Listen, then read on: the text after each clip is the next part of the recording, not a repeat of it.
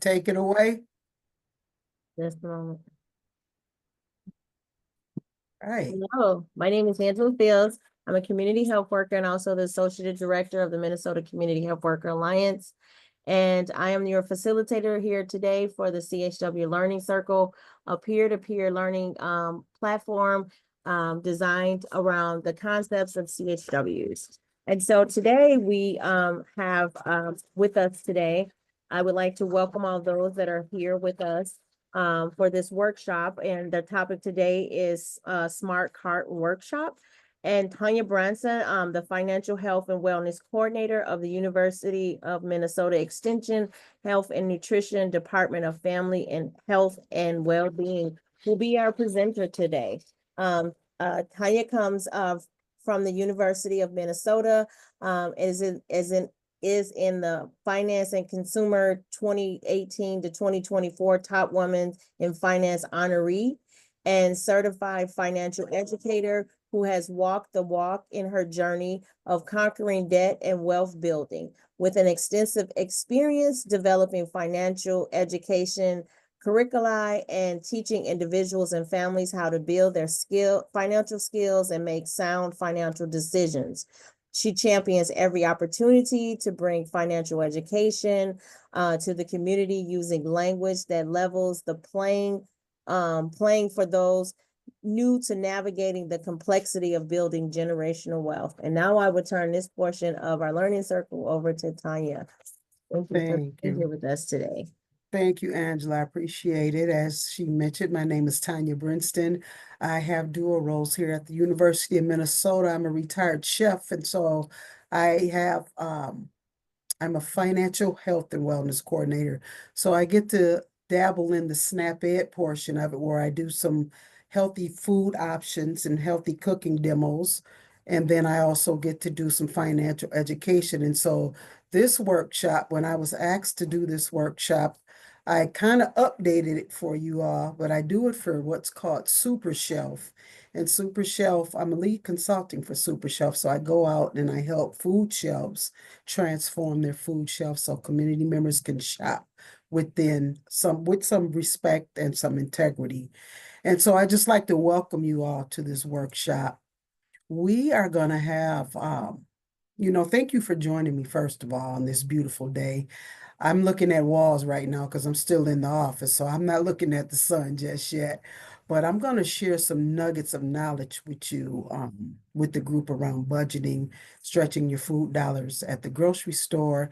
And I also hope to learn something from you. I appreciate learning from community members that I present to as well. And I just want to share this quick statistic with you that I recently learned about a week or so ago because I like to keep updated with those. According to the U.S. Bureau of Labor Statistics.gov, consumer expenditure data released in September of 24 shows that Americans spend an average of over $5,700 a year, or roughly $475 a month on groceries. That's a lot of money. While we all need to eat, there are ways to save money without sacrificing the quality of our meals. And so today we're going to talk about some of those most effective ways to save money on groceries while budgeting. Grocery shopping on a limited budget can be challenging, but without planning, you can still enjoy nutritious meals without overspending. Since some food costs are more flexible than fixed expenses like rent, and they're often the first place people look to cut back with money is tight. So usually when you're looking at your income and your expenses, most community members will look at cutting back on those food expenses. And while junk food may seem affordable and convenient, they lack the essential nutrients that requires us to stay healthy. So instead, setting a budget and making strategic choices and sticking to a plan can help you maximize your dollars. With the right approach, you can manage your grocery bills while still putting wholesome meals on the table. So by creating a budget, you can prioritize your needs, over wants and allocate funds accordingly. Can I ask you folks to put in the chat, and I'm not trying to put anybody on the spot, how many folks have a budget currently that they utilize and stick to, or even try to, or how many people know how to create a budget and stick to it? Or you can unmute yourself and just say yay or nay. You don't even have to put nothing in the chat box.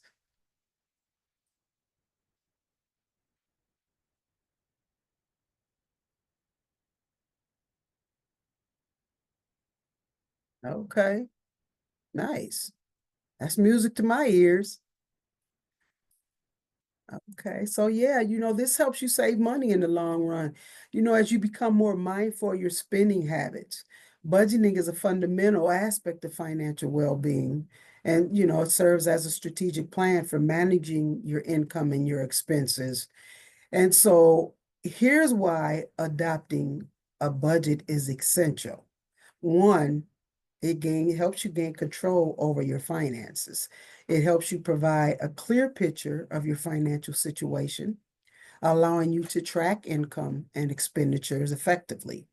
The awareness helps prevent overspending and ensures that your spending aligns with your financial goals. Two, it helps you prepare for emergency. With the climate that we're living in right now, life is unpredictable and unexpected expenses can arise at any time.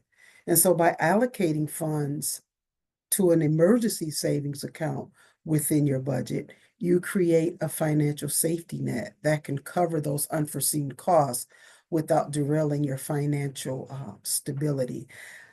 I have a friend, and I too have what's called a put and take account. For those of us who not use public transportation, but have a car and we have insurance, we know our insurance is going to renew annually. And so we have a ballpark figure of what that amount may be. So we put money into that account specifically to take it out. Holidays come around, birthdays come around. You typically know maybe what you want to spend for the holidays or what you want to purchase someone for their birthday. So you put money into that account specifically to take it out, and it's separate from a savings account. Some of us like to take vacations when we can. You typically know where you want to go and a ballpark figure how much that may cost. You want to put money in that account specifically to take it out. And so that's just another form of, and you want to put that in your budget. And that's just another way of, tracking your expenses and determining some of those needs and wants. Number three, it achieves long-term goals. Again, that put and take account. And that budget also enables you to set aside money for significant future expenses, such as purchasing a home, funding education, or planning for retirement. And by systemically saving, you can turn these aspirations into achievable realities. And number four, which is my favorite, is it reduces financial stress. Knowing that you have a plan for your money can alleviate anxiety related to financial uncertainties. A well-structured budget offers you peace of mind by ensuring you are prepared for unexpected and expected expenses. You think about, and I certainly think about, and Sharman and I were just having this conversation about our community members and federal employees that are getting laid off almost every day here. Hopefully, they have some savings that can sustain them for at least 6 to 8 months until they can, get further employment. Number five, it helps you avoid debt and improve your credit by monitoring your spending and ensuring it doesn't exceed your income. Budgeting helps prevent the accumulation of debt. Additionally, allows you to allocate funds for timely debt repayments, which can enhance your credit score over time. In essence, budgeting is not about restricting your spending. So it's not to say don't treat yourself or don't do this. It's just a form of maximizing the utilities of your income. It empowers you to live within your means and prepare for the future and enjoy financial freedom. And this is pretty much an informal workshop. So if you got any questions, you could feel free to unmute yourself or put something in the chat because I do have a Q&A at the end, but um I have no issues with you asking questions up front. So food shopping starts at home.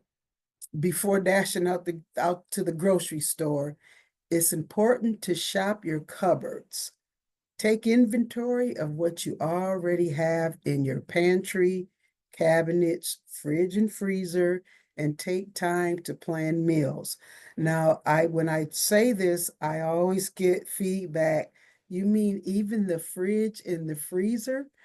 Because most people don't do that. They'll do the cabinets, but how many times, well, I know I do this. How many times do you freeze stuff and when you clean your refrigerator and your freezer out, you find stuff in the back of the freezer and the back of the refrigerator that's probably gotten old and it's time to get rid of.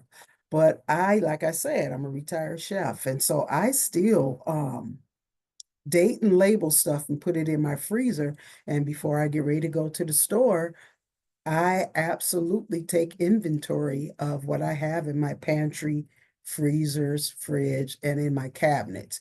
And then I take time to plan my meal for the week because I do meal plan and I bring my lunch to work with me. And it helps to save. And so, how many times have you been to the grocery store and you probably bought a can of diced tomatoes or a can of black beans or whatever it was? Oh, sorry about that. And you got home and you had 4 cans of that already in the back of the cabinet somewhere. Or you may have bought some seasonings or something and some herbs, dry herbs or something, and you already had some already in the cabinet. And so that's why it's important to meal plan, shop around in your cabinets, your freezer, and see what you already have. And then plan, what your meals are going to be for the week. And then one way to control your spending and avoid impulse shopping is to make a list of the items that you need. Keep an ongoing list and jot down items as your supply gets low. Keep those items, keep a list on your refrigerator. So when you get low on your staples, whether it's flour or salt and pepper or those herbs, those dry herbs and whatnot, look over your recipes that you plan to use and be sure you have the necessary ingredients. Making a list before you go grocery shopping might seem like an unnecessary step, but it can actually be very beneficial. Not only does it help you stay organized, but it also helps you stick to your budget and avoid, again, those impulse purchases. And familiarize yourself with your store and buy store brand. Grocery stores have this marketing tool that if you recognize it, and when you go to the grocery store, check it out. Everything that's eye level is name brand. I have 21 grandkids, and when they were really young, I would buy their favorite cereals. But needless to say, and little did they know, when they came over on the weekends, I was buying the generic cereal and putting it in the box. And then when I got even more clever, because they had they started selling those clear containers that you could see what kind of cereal it was. So those Fruit Loops and those Fruity Pebbles, they were the generic cereals. They didn't know that the taste is the same, and I was saving a couple of dollars. And just they never knew. And so the cheaper items taste the same, different labels, generic labels, or even store brand are typically on the bottom shelf. So that $1.99 can of black beans, that's eye level, the store brand or the generic one is on the bottom shelf, 99 cents, tastes just the same. but that's a marketing strategy that they use in the grocery stores. But when you make your list, you clearly know what you need to buy and how much you'll spend. This makes it easier to resist those temptations to buy items that aren't on your list or that you don't really need.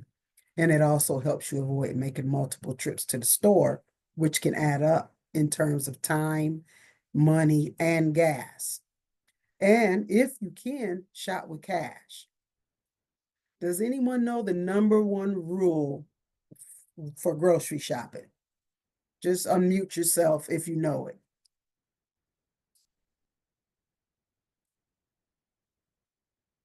Anybody? Eat first. Yep, I was just gonna say. Who said that?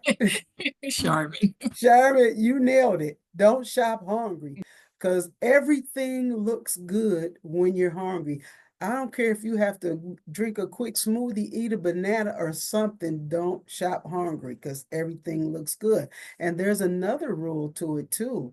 If you can shop alone, do that, especially if you got small kids or family members, because you tend to buy more when you either have kids with you or family members, because they may be hungry and oh, this looks good, let's try this. So yeah, if you can shop alone, that's the second rule of thumb when you're grocery shopping. So you nailed it, Charmin. And when it comes to shopping smart, one way to save money while grocery shopping is by using coupons.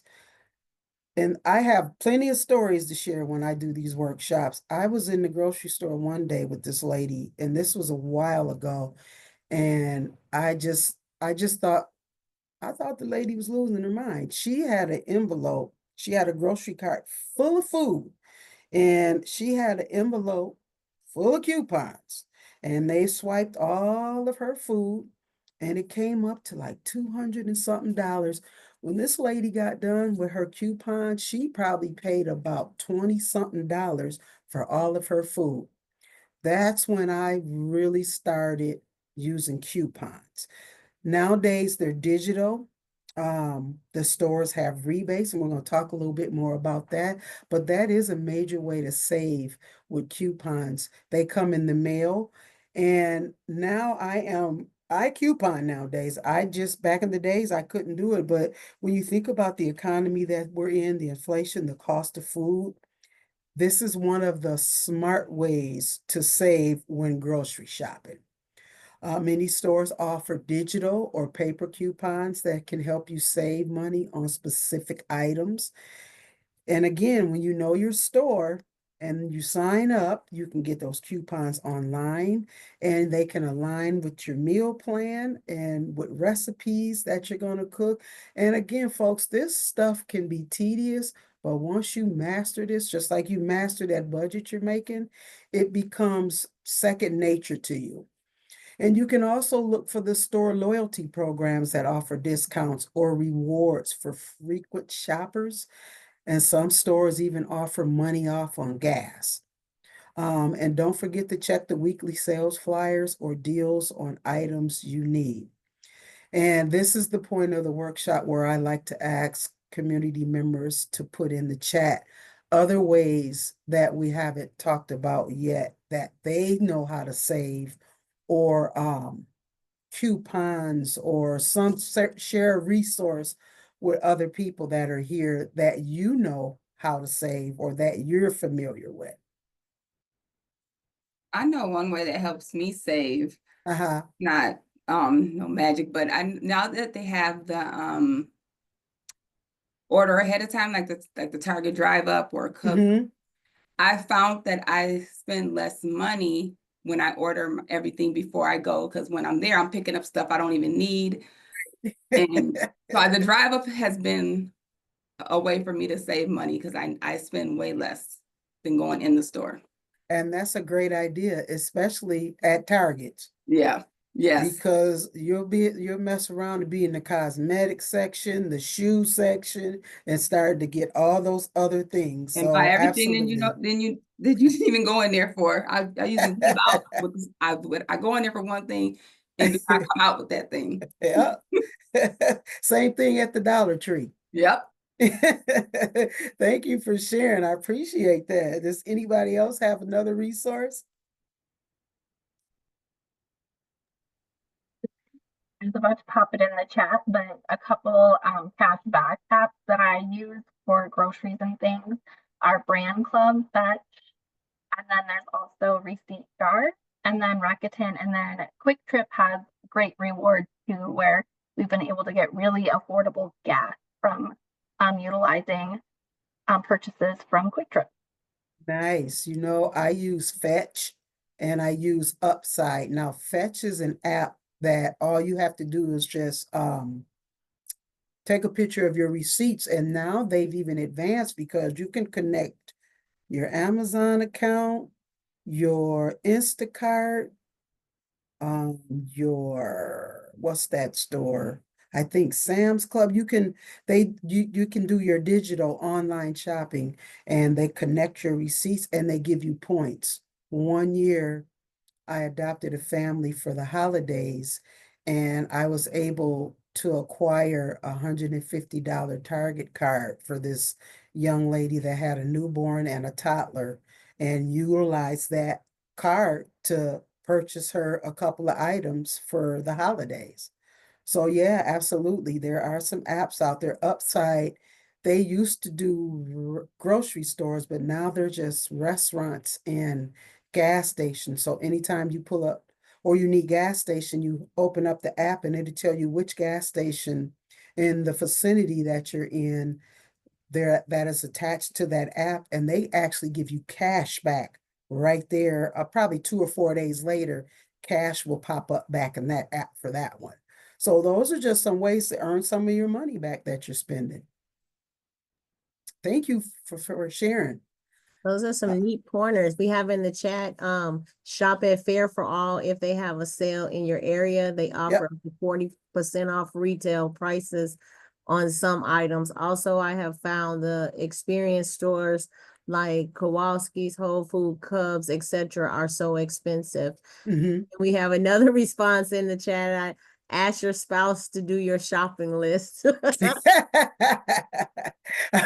That'll definitely save you some money. And speaking of Whole Foods, I went to Whole Foods to return something for Amazon. And I had made me a shopping list. I said, well, um, I wasn't feeling well about a week or so ago, and somebody brought me some fruit, fresh fruit, and it was Driscoll brand, and I had never had it before, and it was so good.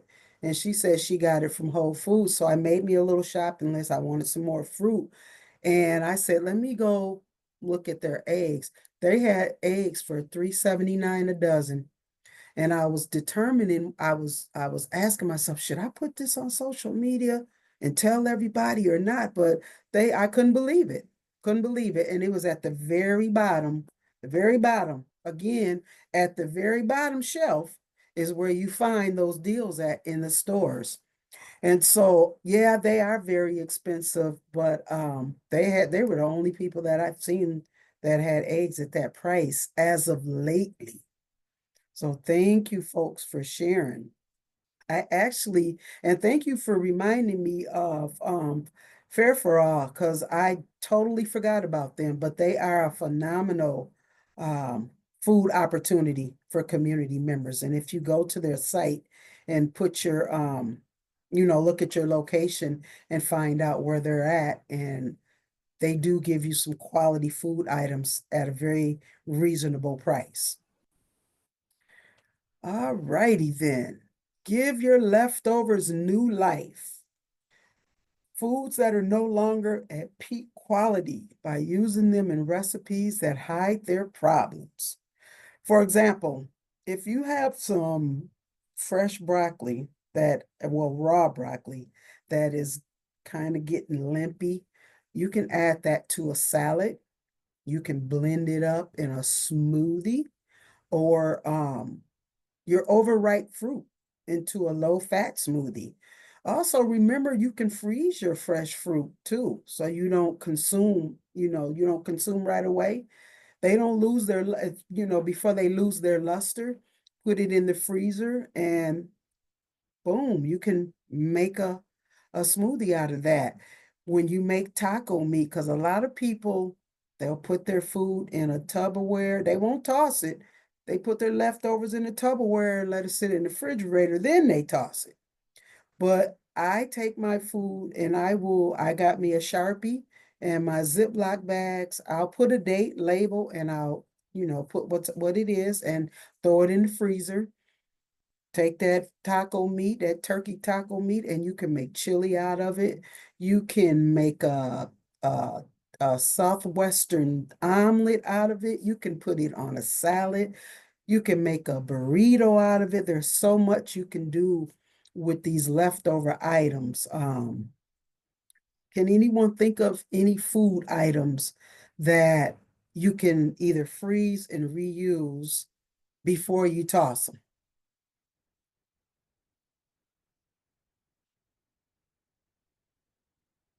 So everybody tossing their food. For me, it's just myself, and so I can buy a whole chicken and it's Mhm. multi-purpose.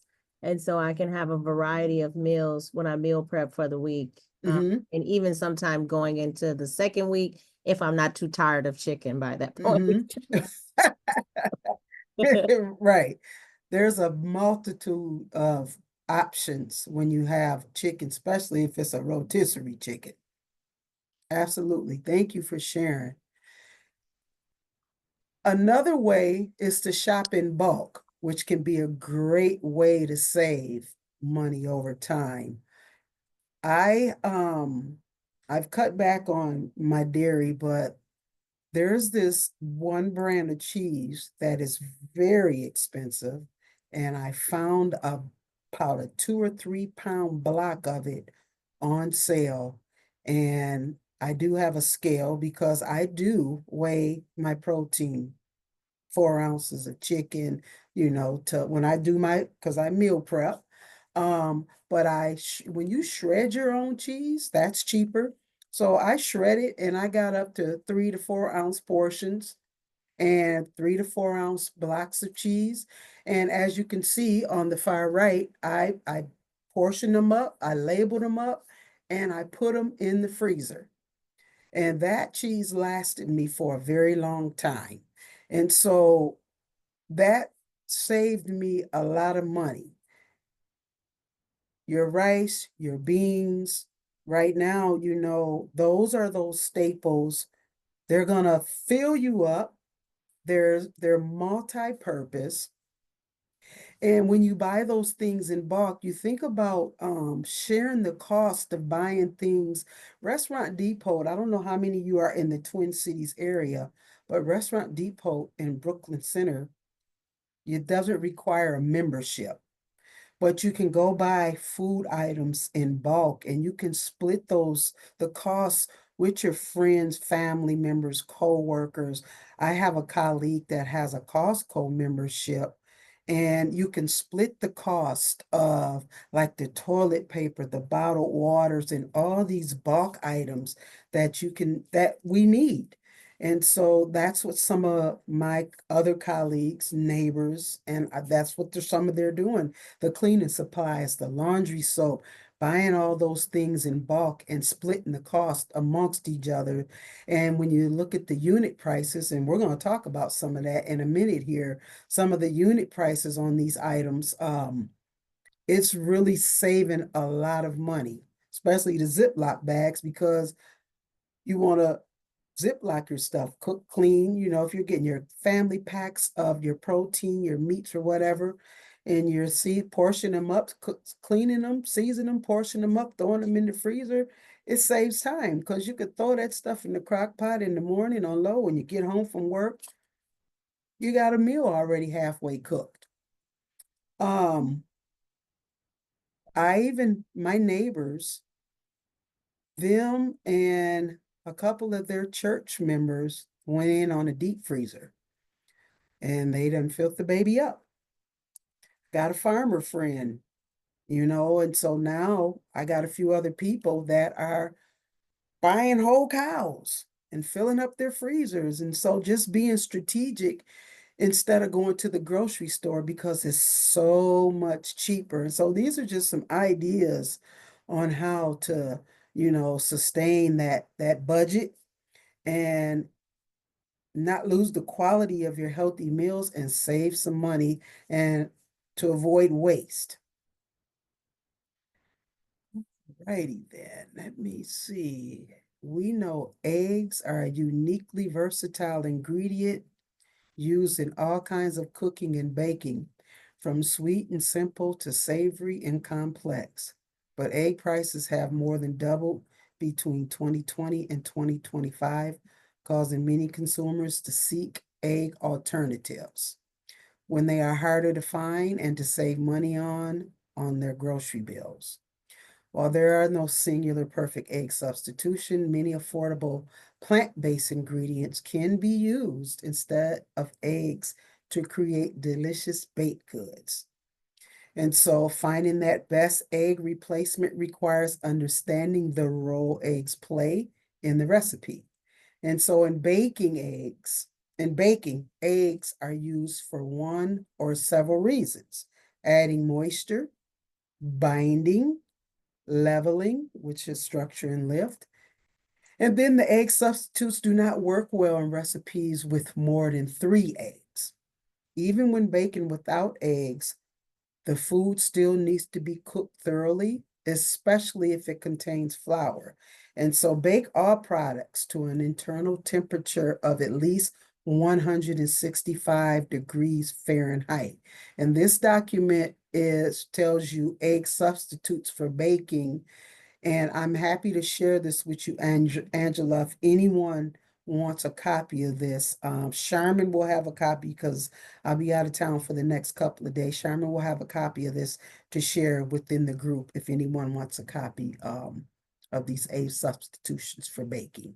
Absolutely. We welcome all resources that you would like to share. Yeah, okay. These are some apps. Supercook, The Big Oven, and My Fridge. Supercook is a zero-waste recipe search engine that lets you search by ingredients you have at home. All 3 of them do the same thing. Big Oven is certainly, big, with more than 1 million recipes in its database. It allows you to get inspired in the kitchen by browsing through fun categories like use up leftovers, which curates recipes based on reusing ingredients. And then My Fridge is a useful app that allows you to transform the food in your pantry into full meals. Simply select various food items you currently have, and a list of recipes will appear. These are some phenomenal apps. As you add more available ingredients, the recipes will update to reflect the new items included. And so for those of you who are not familiar with going through those refrigerator, freezers, and cupboards and creating recipes, these are your friendly chefs. Now, we talked about price units, buying in bulk, and so forth. Paying attention to unit prices, figuring out the unit prices, which is the total cost divided by the number of the units to compare deals. You use these numbers to compare prices across all stores, if you have time in doing that. So as I mentioned earlier to Sharman, I always like to use the example about granola bars. So if you're buying a granola bar at at a gas station, and it's $1.99, but you buy it in bulk, it's probably, for example, I'm gonna read this example: a 60 count box of granola bars at Costco is probably $10.29, so the unit price is 17 cents. At the gas station, the unit price might be $1.99. And so for this Costco example, that number helps you decide to save money on groceries because you might be getting a better deal by buying more. And so now it's time to have some fun. So we're gonna do some samples. So get your calculators and something to write on and a piece of paper, or maybe not a piece of paper if you're good with your calculator. I got a couple examples that I want to run by you guys in terms of unit prices. We're going to go through what costs the most, what costs the least, and just a few fun interactive activities I want to run by you right quick. And Okay. this is our first one. I want you all to tell me which carton holds the most yogurt. A, B, or C? And remember, we talked about marketing and how the grocery stores are strategic. They hire people to do behavioral economics for consumers that shop in grocery stores. And that's why grocery stores are designed how they are. All the healthy stuff are on the outskirts of the grocery store, if you notice. And then the processed stuff is in the aisles on the interior of the grocery stores. We have, the chat is filling up with responses. Okay. C's, some B's, a C with a question mark. Yep, I don't see any A's transpiring. Okay. Another B with we have a B with a question mark. Okay. So it sounds like the consensus is B, right? Sounds like, Okay. Oh, the actual answer is A. oh, wow. Right, exactly. The other two, B and C, those two are 5.3 ounces. A has a filler in the bottom. Imagine that. Tricky. Exactly. We got another Exactly. response that hard to tell to see the ounces on the container. That's why they're covered up. That's why they're covered up. Okay, here goes another one for you. Which juice is the most expensive and which one is the least expensive? This is where you're going to need your calculator.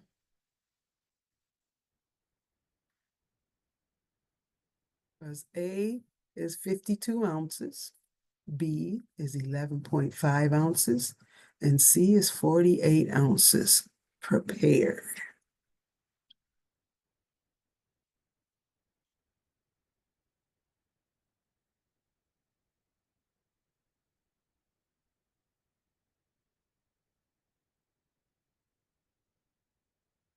This one is so much fun in person because people be trying to peel the tape off and lift it up and look at the answers on the cards, and you can't do that. You just got to do the math.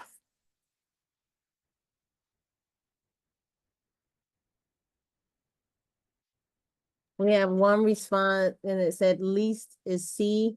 Least expenses equals C. B is most expensive. Okay. Those were the responses in the chat. Oh, is that the consensus? And then, oh, I think we have another one, B, C, A. I guess that's in the order of cost. Okay, okay. That sounds like that's the consensus, huh? Mm-hmm. Okay, good job. Yep, you're absolutely right.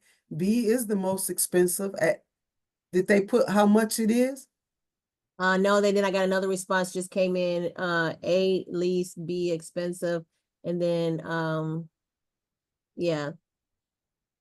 So B is the most expensive at 19 cents per ounce, and C is the least expensive at 4 cents per ounce prepared. A is 8 cents per ounce. So yeah, you're absolutely right. And you think about it, when you're on the run, you would grab B when you could have C at home and make it and just keep refilling B up and take it on the run with you. Paying for conveniency. Paying for Absolutely. convenience. And save money. Yeah. Wow. Yeah. And these are just, like I said, just some nuggets of knowledge. All right. Which jar of sauce has the lowest unit price? A, B, or C?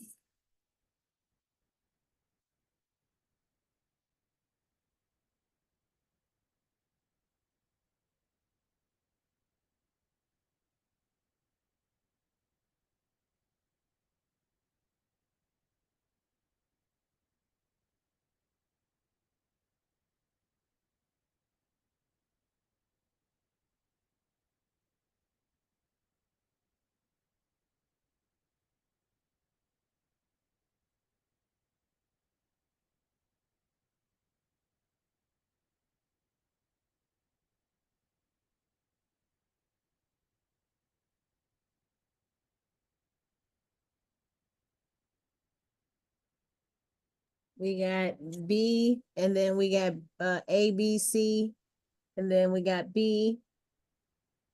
Are responses that are coming in. Okay, so B sounds like it's the consensus.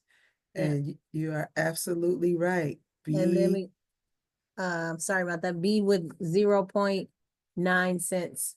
Yep. B coming Yep. in. yeah, B is the answer at 45 ounces for that jar. Absolutely. All right. Calculate the serving for each type of oatmeal.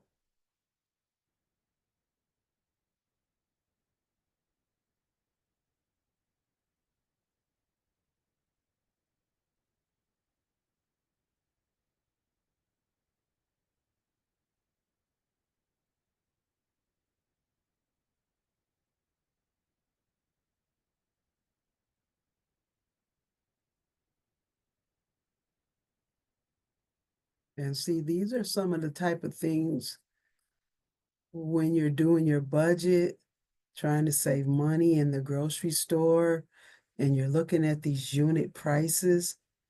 This is the tedious work that you do in the grocery store. But when you look at the long-term savings and you learn how to master this, it becomes second nature. Then you start boring your friends with it. I got a response just popped up. C.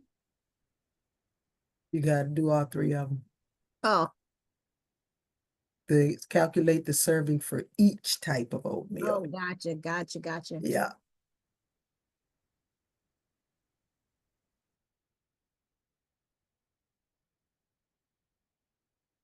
So A, the Quaker instant oatmeal variety we packed, there's 10 servings a container. How much per serving?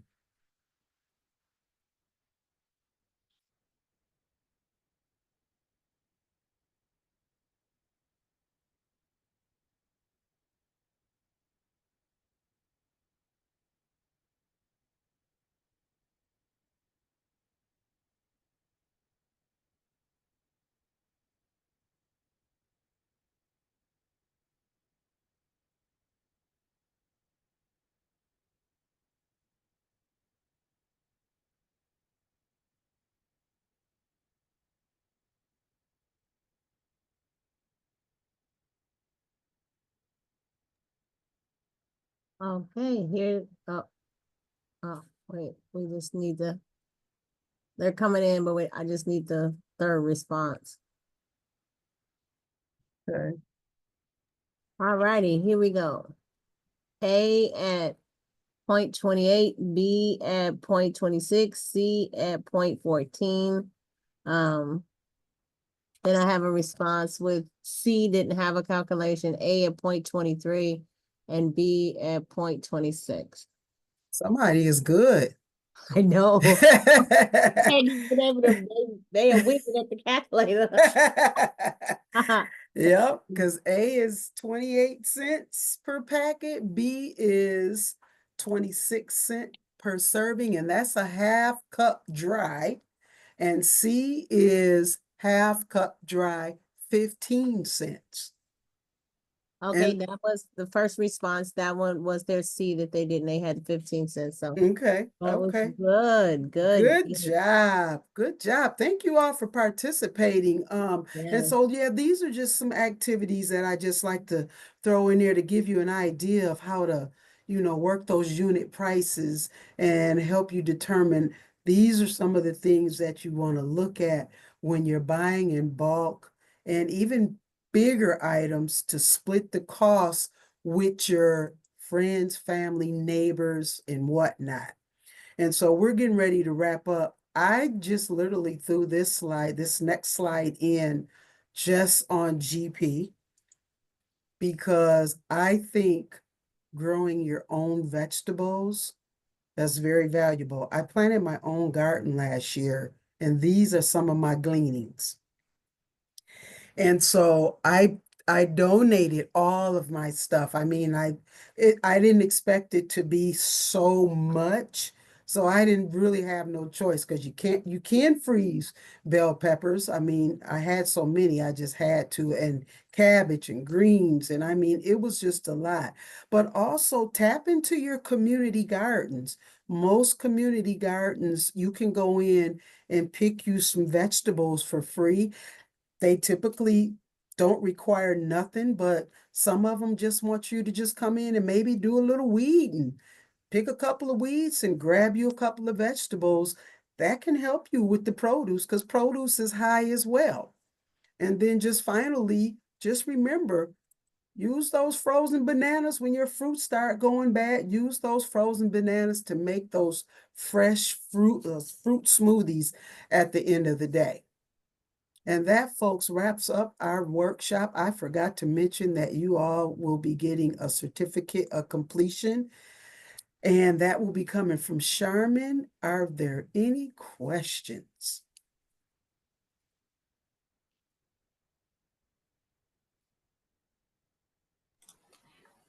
Hi, I have a question. Sorry, I missed your introduction, so if you did mention this already, I do apologize for the repetition. But do you offer do you offer this workshop to community members in community, not just through the CHW Alliance? Absolutely.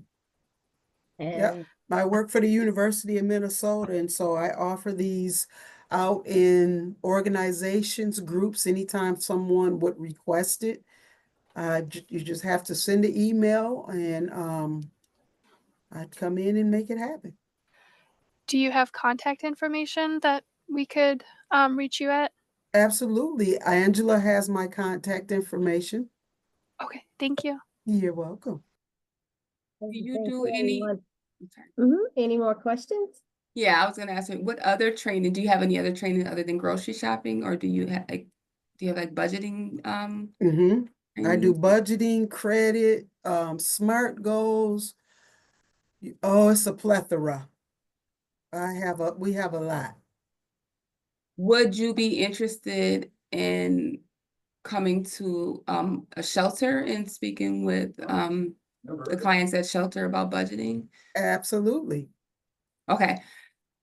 I will, did you have an email that I can? It was on the first slide. You can get my contact info from, Sharman put it in and the chat. here, I could put it in the chat. Yeah, Sharman did. It's in the- Okay, okay. Okay. Thank Uh, you. You're welcome. Please feel free to come off mic and if you have any more questions or feedback. Hi, my name is Lillian Bonilla, and I work with Sherwood County. So I help the Hispanic community. So do we have this like translated, or like is there someone that works with you that also speaks Spanish? I love the presentation. Thank you very much. I appreciate it. I do have a colleague, Sylvia. She speaks Spanish. I don't know if Sylvia, yeah, we do. We got Sylvia, Gabby, Jose, and Gabriella. Yeah, I have some Spanish speaking colleagues, and I do believe they do financial education. Yeah, we do. I do. Awesome. Awesome. I would love to get in touch with you and also be able to, collaborate in the future. And I think I'm familiar with some of the names, but we're Okay. near St. Cloud. So I'm Uh-huh. like, if you guys are willing to travel, I would love to collaborate. We actually have an extension office in St. Cloud. Awesome. Are you guys working with Angelica by any chance? I don't know Yes, if that's that, one of our colleagues, Angelica Pena. yeah. Yes, that's one of our colleagues. And I know Sylvia has done some work in St. Cloud. Awesome. So yeah, I guess I'll just have to reach out to them. And I just like to add, for those of you on the call, to be respectful of everyone's time, just in case you have to pop off. Thank you for joining today's training. Please take a moment to complete the post survey. Include your email if you would like a certificate of completion. So we want to make sure that we get those out to you. But we Angela, This Yes. is Tanya. My laptop died, so I had to Oh, I run was to wondering Sherman's what office. happened. So whoever the young lady was that wanted this to want to connect with the Spanish speaking colleagues in whoever in St. Cloud, just have her give her my contact info and I'll connect her and somehow we'll make it happen somehow. Awesome, awesome. That was Lily. Yeah, and Sherman put your email in the chat. So Okay. And I can I'll put save the Angelica's chat as well. And there's a new message coming. Oh, and there's some, I'll save the chat so we have contact information and share it with Sherman. So when we do, and then we also will be collecting feedback from the post survey. So please fill those out. That's important because it shows the need and the interest for these type of workshops. There's also a second workshop being offered in person on May 7th at the University of Minnesota's location, the UREC location in Minneapolis at 2001 Plymouth Avenue North. And that is May 7th, and the time will be from 3 to 4:30 p.m. And For so joining. yes. So thank you everyone for joining, and we will be sending out, I will be sending out post workshop information and share it with me and the contact information so everyone can follow up. And so we love to see you at the May 7th Smart Cart workshop. I see some more emails that are coming in. If anyone on the call has any questions. I'd like to ask, I put it in the chat. This is Peggy. I wanted to know, what was those apps again to use those leftovers? Big oven. Big Oven. That's the one I missed. Okay. Go ahead. And what was the other two? Just to make sure I got them.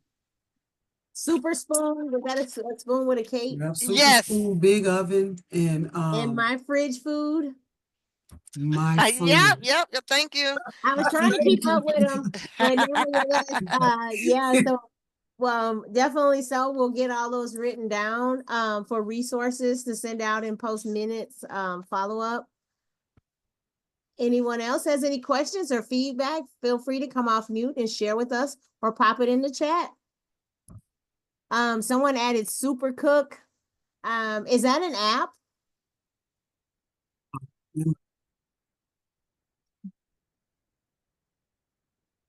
Oh, see, we're sharing resources. Yeah. Yes, I love resources. So I'm gonna write that. Never heard of that before.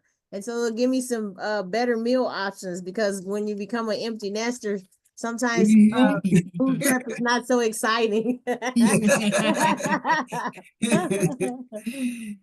Oh, do we have anyone else want to share any feedback, any resources?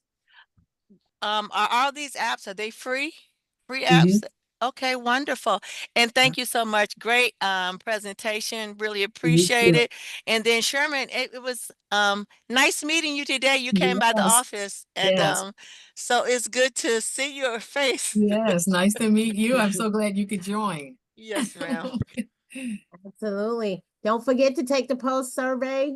So you're able to include your information in there, and any follow-up information on the survey. Follow the link that's in the chat. And then you will be issued a certificate of completion. And so we will conclude this portion of our recording, of this part of the workshop. So we'll stop the recording.